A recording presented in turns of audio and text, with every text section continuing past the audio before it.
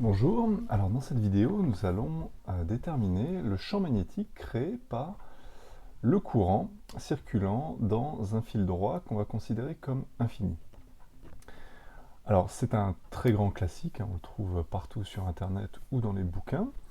Alors pourquoi c'est un cas très important? Eh bien c'est parce que quand on a un fil électrique qui est parcouru par un courant, eh bien lorsqu'on se place suffisamment près de ce fil électrique, eh bien, on peut considérer que finalement, tout se passe comme s'il était infini. Pourquoi? Parce que le plus important va être ce qui est en face, et ce qui va être au niveau des bouts, eh bien, va être négligeable par rapport à l'importance du champ donc, qui va être créé par la partie juste en face. Donc, avec cette modélisation, on va être capable de déterminer le champ en n'importe quel point M de l'espace. Et du coup, lorsque on va prendre en compte le fait que le fil est fini, eh bien, on va utiliser l'outil informatique à ce moment-là pour déterminer le champ d'un point M quelconque et ensuite tracer une carte du champ magnétique. Donc commençons avec cette modélisation. Donc ici, ce qui va créer le champ magnétique, donc comme toujours, ce sont des particules chargées en mouvement. Ici, donc les particules chargées sont des électrons. Les électrons ici se déplacent vers le bas, et vu qu'ils sont chargés négativement, eh bien, ça correspond à un courant qui va vers le haut. Donc ici, il y a uniquement un champ magnétique qui est créé, parce que dans un fil électrique, eh bien, il y a autant d'électrons que d'ions positifs. Donc même si je découpe un petit volume mésoscopique dans un fil électrique, eh bien, ce volume sera neutre, donc il ne créera pas de champ électrique. Voilà, donc ici, seul un champ magnétique va nous intéresser. Donc on va utiliser pour cela ce qu'on appelle la loi de Biot et Savart, qui est l'équivalent pour le magnétisme de la loi de Coulomb. Donc on a rappelé ici. Donc ça, c'est l'écriture générale, avec ici ce qu'on pourrait appeler l'élément de courant, dk, qui est un vecteur, parce qu'ici, la source est vectorielle, parce que ce qui va créer le champ magnétique, ça va être donc le déplacement des charges, et ce qui va compter, donc, c'est la quantité de charge et la vitesse, leur vitesse de déplacement, mais également leur direction et leur sens de déplacement. Donc, lorsque la source est modélisée par une source linéique, donc, il a été expliqué dans le cours que dk, c'est simplement la valeur de l'intensité du courant multipliée par un petit découpage dl. Alors pourquoi ici l'intensité du courant? Eh bien c'est parce que c'est la même partout par hypothèse. Et donc ici ce petit découpage, on va le faire. Ici, vu qu'on a un segment, eh bien le petit découpage, ça sera un petit bout de segment, et donc le dl va être un petit vecteur comme ceci, dirigé dans le même sens que l'intensité. Voilà, donc ce petit découpage se fait comme d'habitude autour d'un point qu'on appelle le point P. Donc ici, le fil va être défini comme un ensemble de points P. Et donc autour de chaque point P, il va y avoir un découpage dl. Et donc dans ce dl, il y a un courant qui va créer bien, un champ magnétique en tout point M. Et du coup, le champ magnétique total en un point M va être la somme de tous les petits champs magnétiques créés par l'ensemble de ces petits découpages. Voilà. Donc maintenant, je vais préciser sur mon schéma en quel point M je cherche le champ magnétique. Alors ici, un avantage, c'est que vu qu'on a considéré que le fil était infini, eh bien en fait, le point M, quel que soit l'endroit où je le place, donc, par exemple, je vais le placer ici, eh bien je peux considérer qu'il est au milieu de mon fil. Parce que vu que le fil est infini, bah, vous avez beau déplacer le point M, en fait, vu qu'il est infini, on peut toujours considérer qu'il y en a une infinité au-dessus, une infinité en dessous, donc on peut considérer que le point M est au milieu. Alors pourquoi c'est intéressant? C'est parce qu'à ce moment-là, on va pouvoir dire que le point M est à une altitude nulle, sans que ça enlève de la généralité à notre résultat. Donc c'est ce que je vais faire, je vais choisir un point M pour lequel Z est égal à 0. Donc je vais pouvoir considérer qu'il est à la même altitude que l'origine du repère qu'on va prendre O. Donc ici je fais un schéma en 3D, hein, c'est pour ça que je le fais en biais comme ça, mais voilà, on a la même altitude entre O et M. Encore une fois, j'insiste, c'est parce que le fil est infini. Donc dans la prochaine vidéo, lorsqu'on fera le calcul avec un fil non infini, un fil fini, eh bien on n'aura plus ça, donc le point M aura une certaine altitude. Donc évidemment, on va se placer en coordonnées cylindriques. Ici, il y a clairement des symétries cylindriques. Donc on va prendre le vecteur, le vecteur unitaire qu'on appelle EZ comme ceci. Ensuite, on va prendre le vecteur euro des coordonnées cylindriques, donc qui est dirigé de O vers M, et le vecteur EφI comme ceci, donc qui fait plus pi sur 2 par rapport à euro dans le plan horizontal. Voilà, on a bien complété le schéma.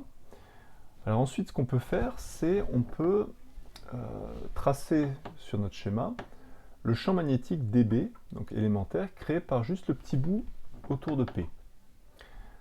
Alors pour ça, donc, il y a un produit vectoriel. Donc ce que je vais faire, c'est que je vais préciser la direction de dl. Ici, dl, il est dirigé, donc d'après mon repère, selon EZ. Donc dl, ça va être un petit bout de z, donc un dzp, EZ. Du coup, lorsque j'écris le champ élémentaire créé en M par le petit bout du fil autour de M. Donc on va voir mu0 sur 4pi, fois donc dk qui est idéal, c'est-à-dire I dzp EZ, vectoriel, PM sur PM cube. Voilà. Et avant tout calcul, on peut regarder la direction du champ dB. Et donc avec la fameuse règle de la main droite, donc on a le premier vecteur qui est selon EZ, puis le second vecteur qui est selon PM. Donc il ne faut pas se casser la main, mais en gros, on a quelque chose qui va être selon EφI. Donc dB, il va être comme ceci selon EφI. Et on peut remarquer que ça va être vrai quel que soit le point P du fil. Quel que soit le point P, le vecteur champ magnétique élémentaire créé par la petite source du point P sera selon EφI. Donc on peut en déduire que le champ magnétique total, du coup, qui sera la somme de tous les dB, eh bien, sera lui aussi selon EφI. Donc ça, c'est une caractéristique très importante par rapport au champ électrique qui, lui, en général, est radial par rapport à la source. Et lui, le champ magnétique, il va être orthoradial, c'est-à-dire il va tourner, en général, autour de la source. Voilà. Donc maintenant, eh bien, on va avancer le calcul. Donc on va préciser l'expression de dB dans le repère qu'on utilise, et puis on va intégrer. Alors c'est parti. Donc pour ça, j'ai besoin du vecteur PM. Donc avec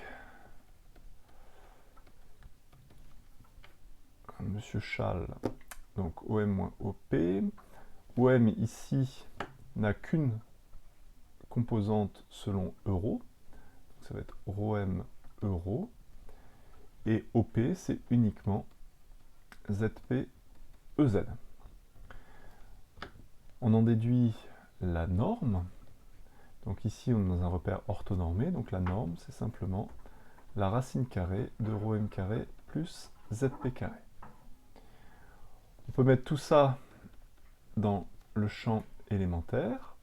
Ça nous fait mu0 sur 4pi, I dzp EZ vectoriel PM, c'est-à-dire ρm euro moins ZP EZ, le tout divisé par PM cube, c'est-à-dire ρm carré plus ZP carré à la racine, c'est-à-dire puissance 1,5, le tout au cube, donc on obtient puissance 3,5. Il y a ce produit vectoriel à faire, donc c'est un produit comme un autre, donc on peut le distribuer. Donc il va y avoir ce terme fois ce terme plus ce terme fois ce terme. Pour le deuxième terme, eh bien, on a EZ vectoriel EZ, donc c'est nul. Donc il n'y a qu'à faire le premier terme. Et pour le premier terme, donc c'est comme on l'a déjà vu qualitativement, EZ vectoriel euro, eh bien, ça va donner EFI. Donc dB, eh bien, s'exprime comme étant mu0 sur 4pi fois I rho m dzp EFI divisé par rho m carré plus zp carré, le tout à la puissance 3/2. Voilà, il ne reste plus qu'à intégrer, faire la somme de tous les dB pour tous les points P de la source. Donc ici, la source est modélisée par un fil infini, donc ça va aller de ZP qui tend vers moins l'infini jusqu'à ZP qui tend vers plus l'infini. Et donc on va utiliser la primitive, même carrément l'intégrale qui est donnée ici, pour trouver le résultat. Parce qu'effectivement, on peut identifier, on a bien la variable d'intégration divisée par une constante plus la variable au carré à la puissance 3/2. Alors pourquoi on a bien ça? C'est parce que, en fait, tout ça, lorsqu'on va intégrer, eh bien c'est une constante. Donc on va pouvoir la sortir de l'intégrale, puisqu'on intègre sur ZP. Donc du coup, on a bien DZP, donc la variable d'intégration, divisée par une constante qui est rho m carré, puisque le point M ne bouge pas lorsqu'on intègre sur les points P. Donc ça va être le cas de la formule qui est donnée, plus la variable au carré, le tout à la puissance 3/2. Donc c'est bien l'intégrale qui est donnée, et je ne l'ai pas dit, mais le EFI également est une constante, puisque le point M est fixe, donc EFI ne varie pas. Voilà, donc on peut se lancer dans le calcul de l'intégrale, donc ça fait mu0 sur 4pi fois I fois rho m fois EFI, fois l'intégrale de ZP qui va de moins l'infini à plus l'infini, de DZP sur rho m carré, donc qui va être le k de la formule, plus ZP carré à la puissance 3/2. Donc ça, cette intégrale vaut 2 sur la constante, c'est-à-dire 2 sur rho m carré.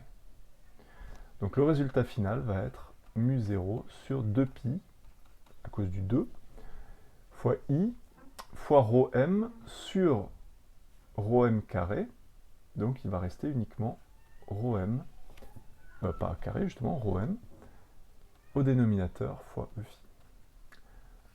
Voilà, donc encore une fois, c'est un résultat classique, important, parce que c'est vrai que souvent, on peut considérer qu'on a un fil qui est long par rapport à la distance d'observation, et donc voilà l'expression du champ magnétique. Donc on a évidemment la norme du champ magnétique qui diminue avec la distance d'observation, mais ça diminue selon l'inverse de la distance. Donc c'est pas en 1 sur rho carré, c'est en 1 sur rho. Pourquoi?